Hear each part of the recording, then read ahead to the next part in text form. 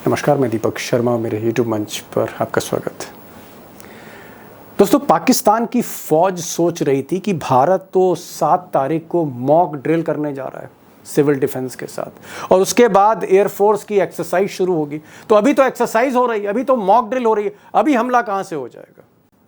सच्चाई है कि हुआ उसका बिल्कुल उल्टा। मॉक ड्रिल से पहले ही पाकिस्तान पर हमला हो गया। और सच्चाई ये भी है कि जनरल मुनीर, आसिम मुनीर, जिनके हाथ में पाकिस्तान की सारी हुकूमत है, सेना भी और सरकार भी, इन्होंने सोचा नहीं होगा कि 25 मिनट के अंदर, सिर्फ 25 मिनट के अंदर, 1:05 से 1:30, 1:30 बजे के भीतर पाकिस्तान के अधिकतर टेरर कैंप, भावलपुर, लाहौर के पास, मुरीद के या फिर मुजफ्फराबाद, आधे से ज़्यादा टेरर कैंप 25 मिनट में तबाह हो जाएंगे। मिस्टर मुनीर ने ये नहीं सोचा होगा। लेकिन दोस्तों, जो बड़ा सवाल है, सबसे बड़ा सवाल है, बिग क्वेश्चन है, वो ये है कि क्या पाकिस्तान भारत के इस हमले का जवाब देगा, रिटेलिएट करेगा, या पाकिस्तान की फ़ौज को, पाकिस्तान की हुकूमत को अभी 9 मई का इंतज़ार है, 9 मई इसका इंतज़ार है। अब ये 9 मई का सस्पेंस क्या है, इस सस्पेंस की कड़ियाँ किस्तें मैं खोलूँगा आगे। लेकिन एक बात मैं कहना चाहता हूँ कि आने वाले 72 से 96 घंटे, 72 आवर्स से लेके 96 आवर्स बहुत इंपॉर्टेंट हैं, 3-4 दिन। उसकी वजह यह है कि ना सिर्फ एक्सपर्ट्स बल्कि भारतीय फौज के पूर्व जनरल, चीफ जनरल नरवाने ने खुद कहा है कि पिक्चर अभी बाकी है, पिक्चर अभी बाकी है, अभी तो सिर्फ पहला राउंड देखा है।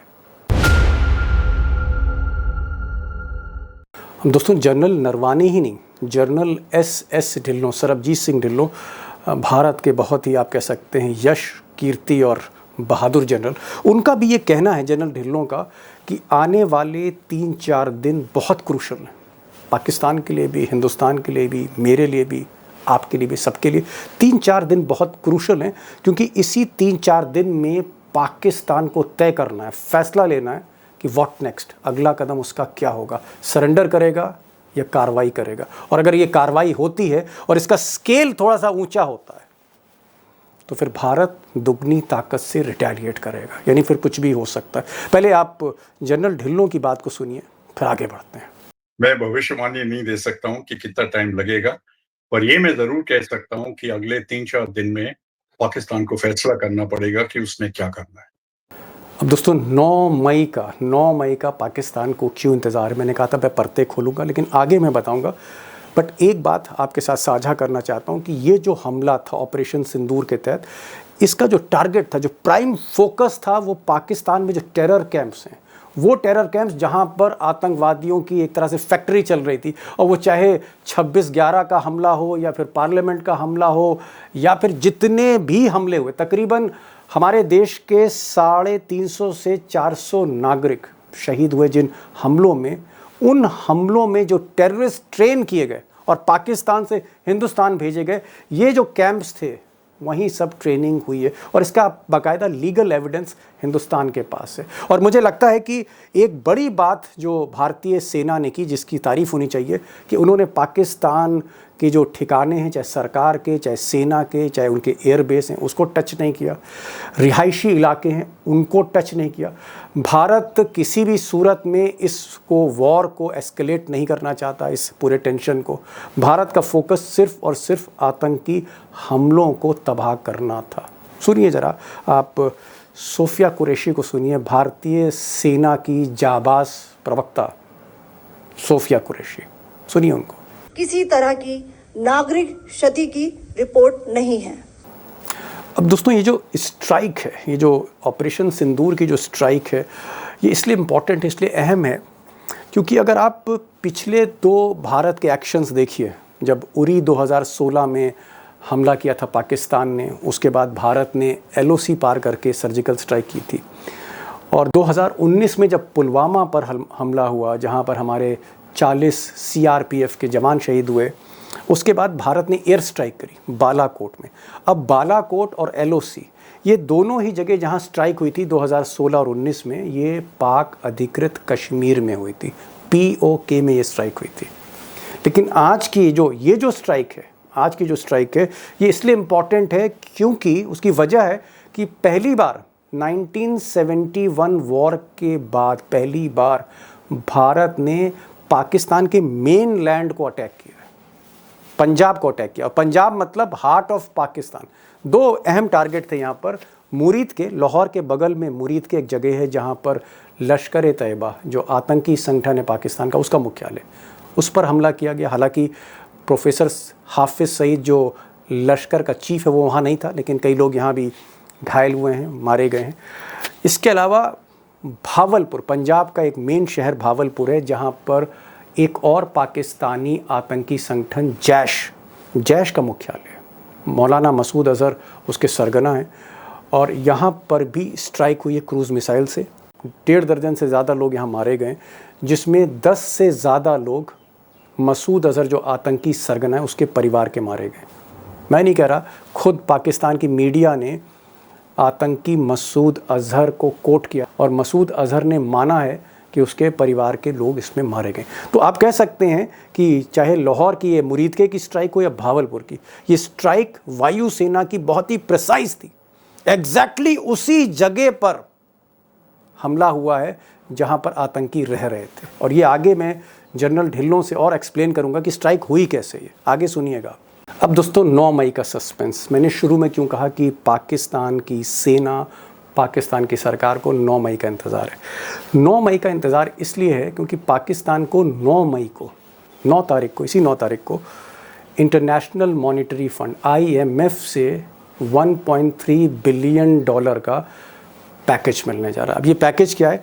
पाकिस्तान की जब स्थिति पूरी तरह से दिवालिया हो गई थी, आप कह सकते हैं कि बैंकरप्ट होने के कगार पर पाकिस्तान आ गया था 1.5 साल पहले, तो फिर चाइना, अमेरिका और वेस्टर्न कंट्रीज़ की मदद से IMF ने उसको एक बेल आउट पैकेज दिया।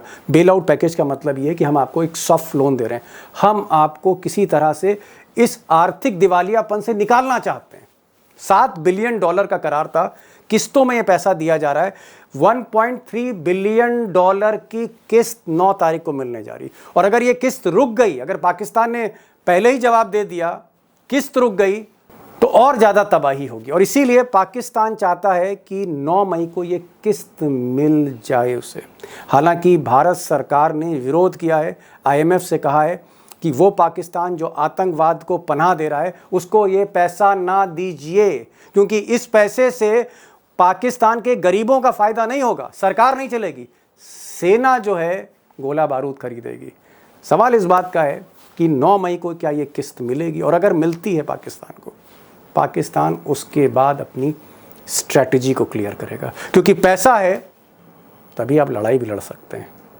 अब दोस्तों पाकिस्तान पर ये स्ट्राइक कैसे हुई, ऑपरेशन सिंदूर क्या है, इसके पीछे क्या सोच थी, क्या मकसद था, कैसे इस ऑपरेशन को अंजाम दिया गया, और क्या भारतीय वायुसेना और फौज के पास वो टेक्नोलॉजी है कि मोहल्ला नहीं, शहर नहीं, शहर के मोहल्ले के एक मकान की छत क्या सीधे बम वहाँ गिर सकता है, इतनी एक्यूरेसी है, इतना सटीक हमला हो सकता है।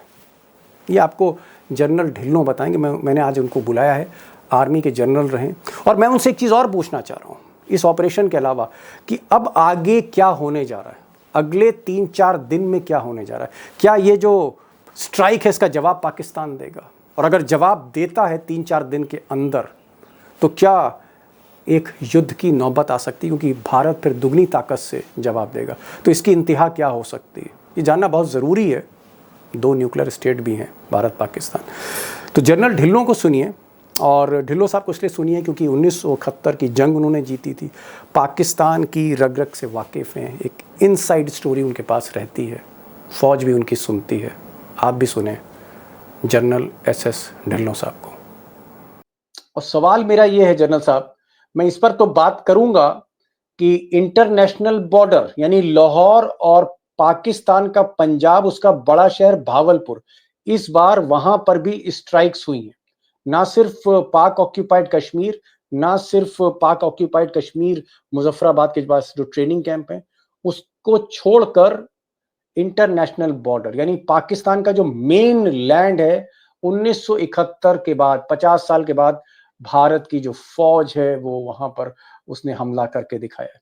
मैं ये जानना चाह रहा हूं कि क्या पाकिस्तान पाकिस्तान ये जो हमले हुए हैं उसके, आप कह सकते हैं हार्टलैंड पे हमले जो हुए हैं, क्या पाकिस्तान अगले 48 घंटे में 48 घंटे में क्या वो स्ट्राइक बैक कर सकता है, रिटेलिएट कर सकता है, या पाकिस्तान के जो जनरल मुनीर हैं, उनके जो कोर कमांडर हैं, वो इस वक्त पसोपेश में है कि करें तो क्या करें? पाकिस्तान की इस वक्त मनोस्थिति क्या है जनरल साहब? देखो जी, दो चीजें हुई हैं कल रात को जो पहली दफा हुई है 71 के बाद। सबसे पहली चीज तो जैसे आपने बोला कि सबसे पहली दफा हमने इंटरनेशनल बॉर्डर क्रॉस किया है, फिजिकली क्रॉस नहीं किया है, पर वेपन्स हथियारों के साथ हमने क्रॉस करके स्ट्राइक किया है दुश्मन के ऊपर। वो पहली दफा हमने किया है। पर ये जरूर याद रखिए कि हमने बॉर्डर खुद फिजिकली क्रॉस नहीं किया। दूसरी बात, हमने पहली दफा हुआ है 71 के बाद कि तीनों विंग्स आर्म फोर्सेस के, आर्मी, नेवी, एयरफोर्स, इकट्ठे होकर के एक ऑपरेशन लॉन्च किया है और दुनिया को दिखा दिया है कि ये है एक तरीका अपना बदला लेने का। सब्र किया, इंतजार किया, इंफॉर्मेशन ली, पूरा हमने अपना तैयारी करी, फोटोज ली, ड्रोन्स लिए, कंफर्मेशन लिया, कोऑर्डिनेशन किया, प्लानिंग किया, रिहर्सल किया, सब कुछ किया, और जब हमने सोचा कि टाइम ठीक है, लॉन्च किया। बहुत अच्छा ऑपरेशन था, इसमें कोई शक नहीं है। अब जहां रहा पाकिस्तान का सवाल, पाकिस्तान क्या करेगा? दीपक जी, अगर किसी ने कोई एक्शन करना है, हम इंडिविजुअल लेवल पे भी करते हैं और ग्रुप्स में भी करते हैं और देशों के बीच में भी करते हैं। सबसे पहले एक जस्टिफिकेशन होना चाहिए। हम जस्टिफाइड थे। पाकिस्तान ने वो टेररिस्ट एक्शन करवाया था पहलगाम में, हम जस्टिफाइड थे हम करने में जो कुछ भी हमने कल रात को किया। पाकिस्तान के पास क्या जस्टिफिकेशन है? हमने अपनी तरफ से जस्टिफाई किया। टारगेट चुनने में मैं ये कह सकता हूं कि बहुत केयरफुली टारगेट चुने हैं। कोई इकोनॉमिक टारगेट नहीं है, कोई स्ट्रेटेजिक टारगेट नहीं है, कोई मिलिट्री टारगेट नहीं है, कोई कमर्शियल टारगेट नहीं है, कोई सिविल टारगेट नहीं है। जो टारगेट चुना है वो टेररिज्म के दायरे के अंदर हमने चुने हैं टारगेट्स, कि हमारा मुद्दा है टेररिस्ट को हिट करना। टारगेट्स, सारे के सारे टारगेट्स हमने जो चुने, 20 के 20 जो हमने अटैक किए, टेररिज्म के साथ रिलेटेड थे। तो हमने कोई रेड लाइन क्रॉस नहीं करी। हम पहले बात कर रहे थे रेड लाइन की, तो हमने कोई रेड लाइन क्रॉस नहीं करी। हम अपने हक में थे कि हम अपना जो इनोसेंट सिविलियंस है, 25 हमारे और एक नेपाली, उनका जो बदला लेना है वो लेना है, और लिया। और पाकिस्तान की क्या जस्टिफिकेशन है? और दूसरी बात यह है प्रोपोर्शनैलिटी। ये नहीं है कि सिर्फ हाँ टेररिस्ट कैंप है या नो टेररिस्ट कैंप है या नो टेररिस्ट इंफ्रास्ट्रक्चर है, कई गुना ज्यादा इंफ्रास्ट्रक्चर है। पर हमने सिर्फ ये 9 को टारगेट किया क्योंकि ये आबादी के एरिया से थोड़ा दूर थे, जी, इजीली आइडेंटिफाइबल थे। हमने सारे के सारे कैंप नहीं चुने, सिर्फ ये 9 चुने, गिन चुन के, कि हमने भाई एक मैसेज भेजना है अपने पड़ोसी को कि हमको पता है कहां हो आप, और हम गिन जी, गिन के, चुन चुन के हम मार सकते हैं। जी। तो हमने ये जनरल मैसेज साहब, भेजना था और मैसेज भेज दिया। जी, जनरल साहब, बात आपकी एकदम सही है कि इस बार का जो हमला था वो पाकिस्तान के मेन लैंड पे था। मुरीद के जो लश्कर का एक तरह का हेडक्वार्टर है लाहौर के बगल में, यानी लाहौर के बगल में जाके बमबारी करी। पाकिस्तान का पंजाब का एक बड़ा शहर भावलपुर, वहाँ जाकर हमला कर दिया जहाँ पर मौलाना मसूद अजहर का घर और ठिकाना है। ये बातें सही हैं। ये मुझे बताइए कि क्योंकि पाकिस्तान में भी इस वक़्त राजनीतिक हलचल है, आर्मी में भी है। अब पाकिस्तान का नेक्स्ट एक्शन क्या हो सकता है अगले 48 घंटे में या 72 घंटे में? क्योंकि एक बयान ज़रूर वहाँ से आया था, मैं रात में देख रहा था, शहबाज शरीफ ने कहा कि हम रिस्पॉन्ड तो करेंगे, ये हमारी सॉवरेनिटी पर हमला है। तो क्या आपको लगता है ये गीदड़ भभकी है? पाकिस्तान सोचेगा कि भाई अब हम आगे क्या करें? क्योंकि भारत में तो कोई टेररिस्ट कैंप है नहीं। तो ये टिट फॉर टैट की जो लड़ाई है कि भाई आपने हमारे घर पर आतंकवादी हमला किया, हमने आपके आतंकवादी कैंप खत्म कर दिए। पाकिस्तान के पास अब ऑप्शन क्या है? क्या आपको लगता है कि पाकिस्तान भारत में घुसकर हमला कर सकता है, या फिलहाल वो इससे बचना चाहेगा? पाकिस्तान के ज़हन में क्या चल रहा है? और एक भारत के सेना के जनरल के तौर पर आप क्या तस्वीर देख रहे हैं? देखिए जी, पाकिस्तान ने अपनी इज्जत संभाल ली है। इज्जत ओके, वैसे कोई बड़ी बात नहीं है, पर पाकिस्तान आर्मी के लिए ये बहुत बड़ी बात है। उनके chief of army staff Munir के लिए ये बहुत बड़ी बात है कि मैं अपनी जो सेल्फ रिस्पेक्ट है, मैं अपनी इज्जत को मेंटेन करना है। सिर्फ उस एक कारण के लिए पाकिस्तान रिस्पॉन्ड करेगा, बाकी तो सब फिलिंग इन द ब्लैंक्स है। मेन मुद्दा यही होगा कि मैं अपनी इज्जत बचा सकूं, मैं अपनी पोजीशन बचा सकूं, क्योंकि अगर वो नहीं कुछ करेगा तो उसकी इज्जत और उसका पोजीशन वीक होता है। बाकी वो कह सकता है कि हमारे सिविलियन कैजुअलिटी हुए थे, टारगेट अच्छे नहीं हुए थे, आपने इंडस वाटर ट्रीटी एब्रोगेट कर दिया, कई और कारण हैं जो कह सकता है कि हमने किया, पर मेन जो रीजन होगा वो ये होगा कि उसने अपनी इज्जत बचानी है। अब उसको इंटरनेशनल कम्युनिटी किस तरह से एक किस्म का मॉडिफाई कर सकते हैं, कैसे उनके ऊपर कोई बातचीत से उनको बता सकते हैं कि भाई अभी रहने दो, आपने शुरू किया, उन्होंने एक अपनी चाल चली है, अगर आप भी चाल चलोगे तो ये चाल चलना एक किस्म की सीढ़ी है, आप चढ़ते रहोगे, कोई अंत नहीं है। और युद्ध हो जाएगा। बिल्कुल। और सबसे जरूरी चीज है आज पाकिस्तान के लिए, जो काइनेटिक एक्शन हुआ था वो कल रात को हो गया, गोली चली, हो गया। पाकिस्तान के लिए आज के दिन पे सबसे जरूरी चीज है कि इंडस वाटर ट्रीटी, जो पानी का असर आज नहीं हो रहा है पाकिस्तान में, जो 10 दिन 1 महीने के बाद जी, होगा, वो पाकिस्तान के लिए बहुत जरूरी है। किस तरह से वो पाकिस्तान इंडस वाटर ट्रीटी ही नहीं बल्कि कहीं ना कहीं कोई पानी ला सके अपने देश में, नहीं तो पूरी की पूरी आवाम खड़ी हो जाएगी उसके खिलाफ कि आपने ये क्या कर दिया। 25 आदमी पहलगाम में मार दिए और हमारे लाखों एकड़ फसल के सूखे जा रहे हैं, ये आपने क्या कर दिया। और होगा, ओके। अगर क्या इंडस का आपको पानी नहीं आता है पंजाब की खेती में, पाकिस्तान पंजाब की खेती में अगर पानी नहीं आता है इंडस का और झेलम का और चनाब का, तो सूखे जाएंगे खेत। और अगर लाखों एकड़ सूखे जाएंगे पंजाबियों के, तो मुनीर साहब अपने आराम से कुर्सी पे नहीं बैठ सकते। तो उनके लिए ये सबसे बड़ा मुद्दा, पाकिस्तान के लिए सबसे बड़ा मुद्दा आज होगा कि ठीक है, जो हुआ सो हुआ, पर अपने खेतों में पानी कैसे लाना है, जी, इसके जनरल ऊपर साहब उनको फिर तो जी, एकदम आप सही कह रहे हैं कि क्योंकि पाकिस्तान की जो अर्थव्यवस्था है, उसमें कृषि का बहुत बड़ा एक योगदान है, कंट्रीब्यूशन है, और कृषि का जो मेन लैंड है वो पंजाब है, जहाँ से ये नदियाँ जाती हैं, उस नदियों का पानी रुका है। तो आप कह सकते हैं जनरल मुनीर के लिए एक तरफ पहाड़ है, दूसरी तरफ खाई है, बहुत सी उनके पास प्रॉब्लम है। सबसे बड़ी प्रॉब्लम ये है कि आर्थिक स्थिति खराब है, अभी $1.3 बिलियन की किस्त भी उनको लेनी है 9 तारीख को। ये सारी चीज़ें हैं। मान लीजिए एक सिचुएशन दे रहा हूं, और मुझे लगता है एक जनरल को सिचुएशन देनी चाहिए। आप अगर कर्नल होते, कैप्टन रैंक होते, तो हो सकता है मैं आपसे सवाल ना पूछता, लेकिन जिस जनरल ने वॉर लड़ी हो, वॉर जीती, उससे सवाल लाजमी है। मान लीजिए पाकिस्तान ने 48 घंटे बाद हमारे किसी बेस पर हमला कर दिया, जो आप कह रहे हैं ना इज्जत बचाने के लिए, या वहां पर जनरल मुनीर को लगे कि कुर्सी जा रही है, मरता क्या ना करता। ऐसी स्थिति में पाकिस्तान अगर हमारे बेस को टच कर देता है, हमारे यहाँ कुछ ज्यादा डैमेज करता है, फिर क्या होगा?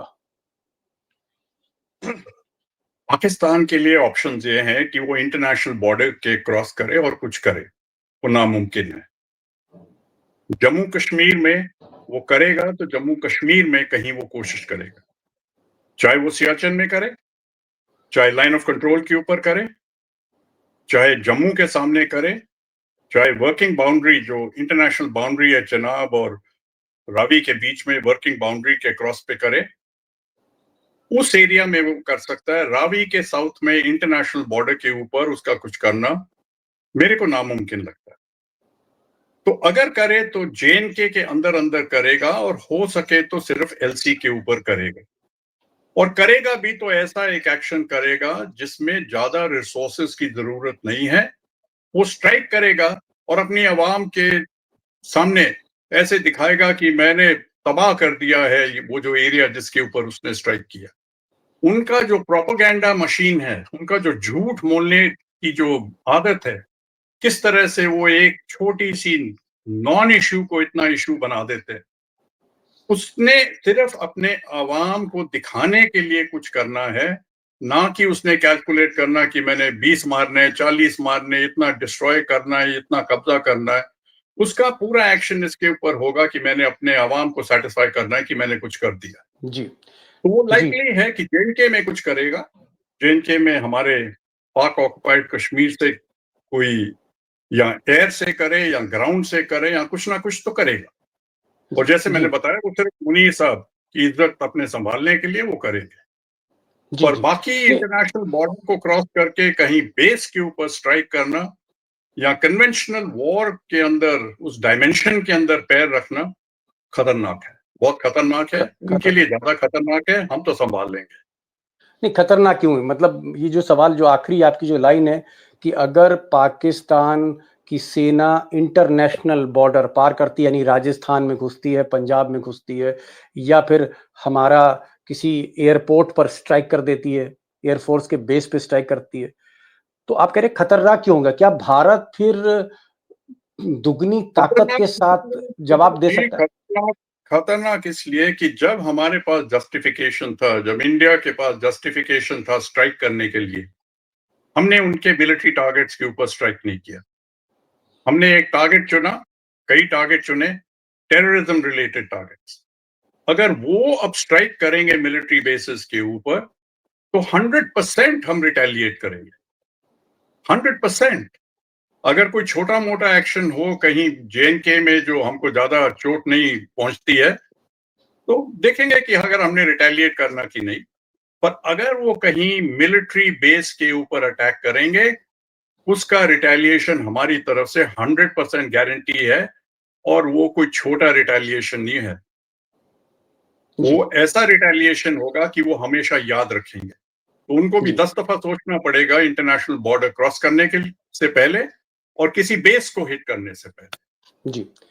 जनरल साहब ने एक बड़ी बात कही, उन्होंने कहा कि देखिए पाकिस्तान कहीं न कहीं इज़्ज़त बचाने के लिए कल रात से जो एलओसी है, लाइन ऑफ कंट्रोल है जम्मू कश्मीर में, वहाँ पर सीमा से गोलीबारी कर रहा है। इस तरह की गोलीबारी दोस्तों होती रहती है पाकिस्तान भारत के बीच में। वो गोलीबारी अगर होती है तो ये बहुत बड़ा डैमेज नहीं माना जाएगा। भारत भी जवाब देगा, लेकिन हम वॉर की तरफ नहीं जाएँगे। लेकिन गलती से अगर पाकिस्तान ने एलओसी छोड़कर अंतर्राष्ट्रीय सीमा है, यानी राजस्थान, गुजरात या पंजाब, यहाँ पर कोई हमला किया हमारे मिलिट्री बेस पर, यानी हमारे सेना के बेस पे किया या हमारे एयरफोर्स के बेस पे किया। एयरफोर्स के बेस का मेरा मतलब है जहाँ हमारे फाइटर प्लेन खड़े होते हैं, जैसे सुखोई है या राफेल है। वो जहाज जहाँ खड़े होते हैं, वहाँ अगर हमला कर दिया, तो जनरल साहब कह रहे हैं कि फिर भारत दुगनी ताकत से जवाब देगा। और अगर जवाब देता है तो उसको क्या माना जाएगा जनरल साहब, कि फिर वो जंग है? देखो जी, जंग वो बात का किस्सा होगा, पर ऐसी जो रिटेलिएशन है, अगर पाकिस्तान कुछ करेगा, छोटा एक्शन करेगा, रडार में हम पिकअप करेंगे, उसी के स्ट्राइक के साथ साथ हम भी स्ट्राइक कर सकते हैं, उसी के साथ साथ कर सकते हैं। आधे घंटे, 1 घंटे, 2 घंटे के अंदर हम कर सकते हैं। एक तो वो ऑप्शन है कि साथ साथ ही लगातार जैसे वो आए, हमने पिकअप किया, उनका जो अटैक था नाकाम किया और घंटों के अंदर हमने अपनी तरफ से कुछ लॉन्च कर दिया, कोई ऐसा स्ट्राइक जिसमें उनकी तबाही हो। या जी, हम इंतजार करें और कुछ और धमाका करें अपने ठीक टाइम पे, पर धमाका जरूर आएगा। तो जी, उनको इंटरनेशनल बॉर्डर क्रॉस करने में और रिस्ट्रिक्ट करना एलओसी के एलसी के ऊपर, ये दो अलग डायमेंशन है, उनको चूज करना पड़ेगा कि कहाँ करना है। जी। जनरल साहब एक चीज़ और, हम अपने दोस्तों के चाहेंगे जो मिलिट्री एक्शंस के बारे में थोड़ा कम समझते हैं। ये जो भारत ने हमला किया 9 ठिकानों पर, तो क्या हमारे जो फाइटर प्लेन हैं जैसे राफ़ेल है, सुखोई है, ये आसमान पे गए और वहाँ से उन्होंने मिसाइलें छोड़ी और वो जो मिसाइल जो थी वो एक परफेक्ट ठिकाने पर मारी गई कंप्यूटर की मदद से, कोऑर्डिनेट्स जिसे कहते हैं उनके पास। ये हमला कैसे हुआ होगा? ये थोड़ा-सा समझने की अगर आप मोटी-मोटी तस्वीर बता सकें, लेमैन के लिए। देखिए, कई कई बेसिस हैं जो लाइन ऑफ कंट्रोल से 10-15 किलोमीटर के अंदर-अंदर हैं। वो जो बेसिस हैं जो पीओके में है, पाक ऑक्युपाइड कश्मीर, जो कि एक्चुअली हमारा कश्मीर है, उसके अंदर 10-15 किलोमीटर की रेंज के अंदर-अंदर हैं। तो उनमें से ड्रोन्स इस्तेमाल हो सकते हैं, प्रिसिशन जी, गाइडेड मिसाइल्स हो सकता है, स्मार्ट बॉम्ब्स हो सकते हैं, क्रूज मिसाइल्स हो सकते हैं पूरे एरिया के लिए।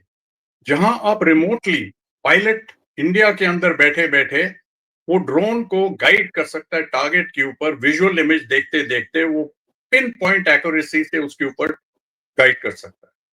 और fighter smart plane. Bomb, smart fighter plane जो है वो अपने एरिया के अंदर से जैसे क्रूज मिसाइल छोड़ेंगे, हमने मिसाइल फायर करी, फाइटर प्लेन से अपने अपने ही एरिया से उसके अंदर इंफॉर्मेशन फीड होता है, टारगेट के कोऑर्डिनेट्स दिए जाते हैं और फिर मिसाइल को रिलीज किया जाता है और मिसाइल टारगेट के ऊपर जाएगा और उसको करेक्ट कर सकते हैं, उसका जी, करेक्शन भी हो सकता है। तो ये क्रूज मिसाइल जो है बहुत पिन पॉइंट एक्यूरेसी के साथ अपने टारगेट के ऊपर जा सकता है। जैसे हमारे पास ये हैमर बॉम्ब्स हैं, स्मार्ट बॉम्ब्स, ये भी बिल्कुल पिन पॉइंट एक्यूरेसी के साथ जा सकते हैं जहां आप भेजना चाहते हो। जी। और मतलब ड्रोन्स हैं जो आप ये कह रहे हैं कि हमारे फाइटर प्लेन एक पर्टिकुलर हाइट पर गए और उस हाइट से मान लीजिए मौलाना मसूद अजहर का जो भावलपुर में मकान है, जो ठिकाना है जैश ए मोहम्मद का, वहां हिट करना है। तो उस मोहल्ले में वो जो घर है, उसी घर पे जाके गिरेगा बम। आप ये कहना चाह रहे हैं? हम ये कहना चाह रहे हैं कि कोऑर्डिनेट्स बहुत स्पेसिफिक दिया जाएगा और ये मुमकिन है, हो सकता है कि सिर्फ जैसे 50 बाय 50 गज का एरिया हो जिसका हमने कोऑर्डिनेट्स दिया मिसाइल को, तो 99% उसी पिन पॉइंट टारगेट पे होना चाहिए। हो सकता है कि मिसाइल गाइडेंस में वेदर कंडीशंस के कारण, फॉग ऑफ वॉर के कारण, कई और कारण थोड़ा सा स्ट्रे कर जाए, पर ये जो प्रिसिशन गाइडेड वेपन्स है बहुत एक्यूरेट है।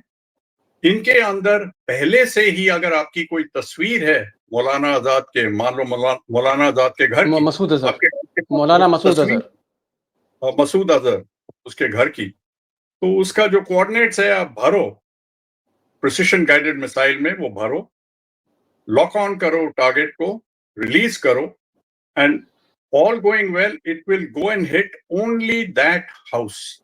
ओके।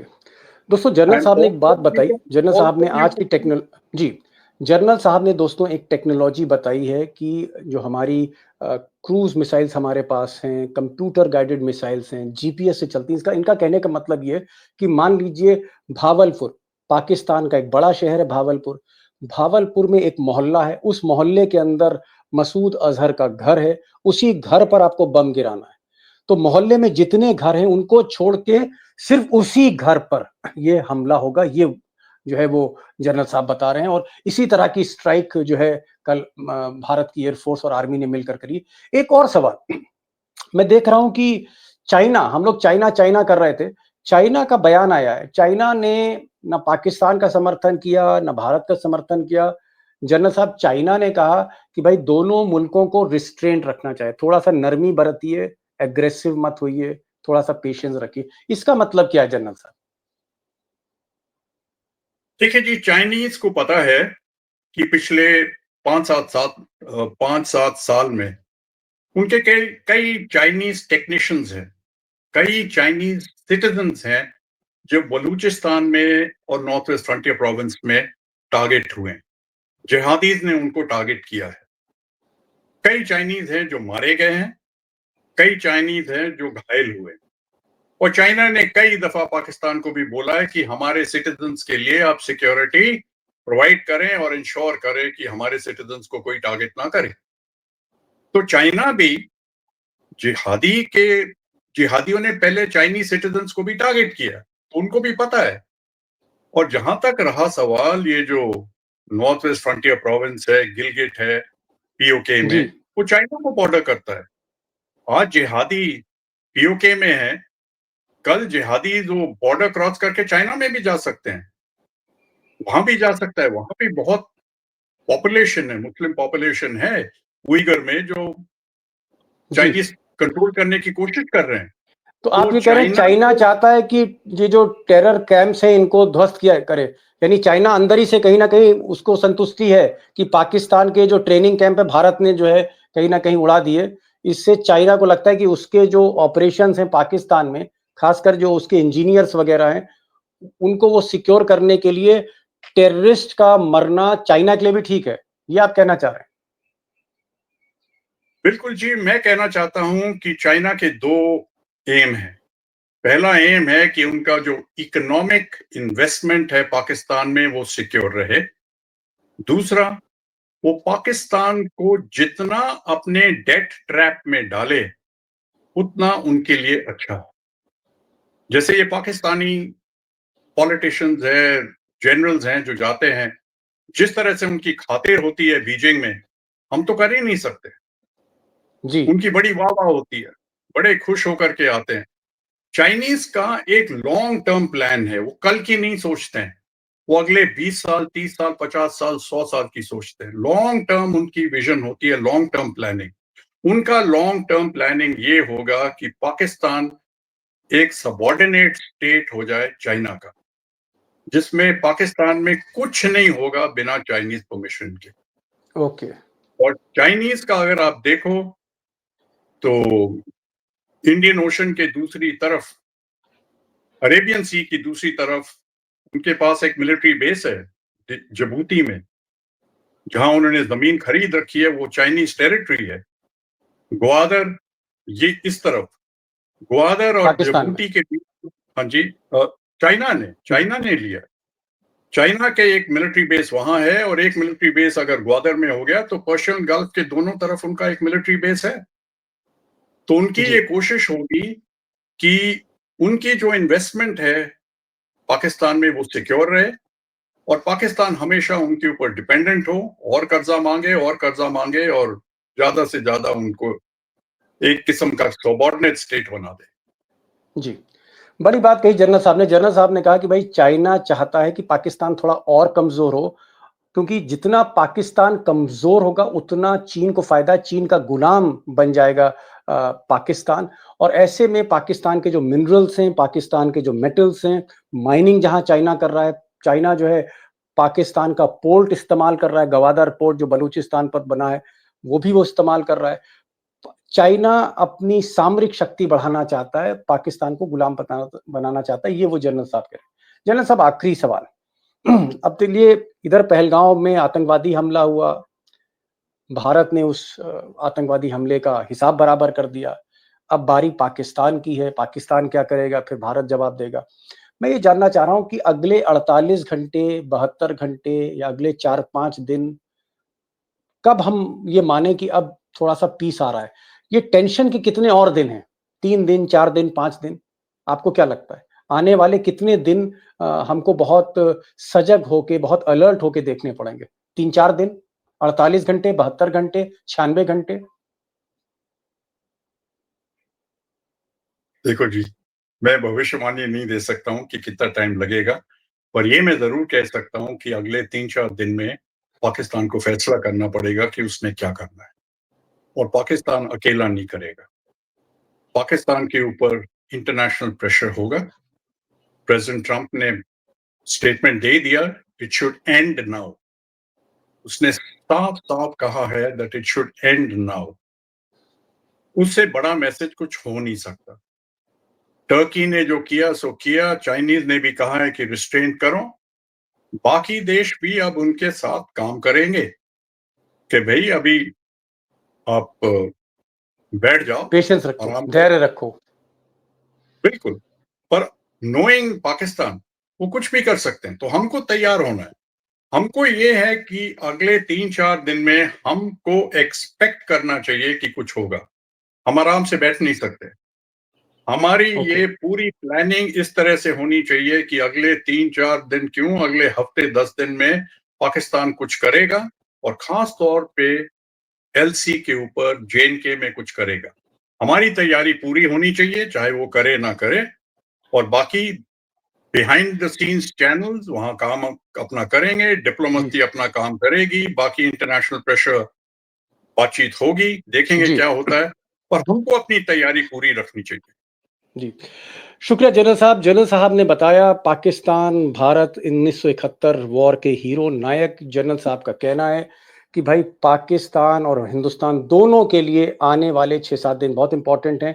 भारत की जो फौज है, भारत की जो सेना है, उसको एक अलर्ट मोड में रहना पड़ेगा 4-5 दिन, क्योंकि ये 4-5 दिन पाकिस्तान कुछ भी कर सकता है। और जो जनरल साहब ने कहा कि पाकिस्तान आर्मी के जो चीफ हैं जनरल मुनीर और वहाँ की जो सरकार के प्रधानमंत्री बहुत ज़्यादा दबाव में, शहबाज शरीफ और जनरल मुनीर अपनी इज्जत के लिए, अपनी कुर्सी के लिए कोई एक्शन ले सकते हैं, और इसलिए हिंदुस्तान को सतर्क मोड में रहना है। और अगर हिंदुस्तान सतर्क मोड में रह रहा है तो मैं सिर्फ दोस्तों सेना की बात नहीं कर रहा हूं, मैं अपनी आप की भी बात कर रहा हूं। सबको सतर्क मोड में रहना होगा। जनरल साहब आप आए और आपने जिस तरह से रोशनी डाली आज के इस पूरी जो घटनाक्रम जो हम देख रहे हैं पिछले 24 घंटे का, बहुत बहुत शुक्रिया। Thank you so much for joining this programme. Thank you so much sir.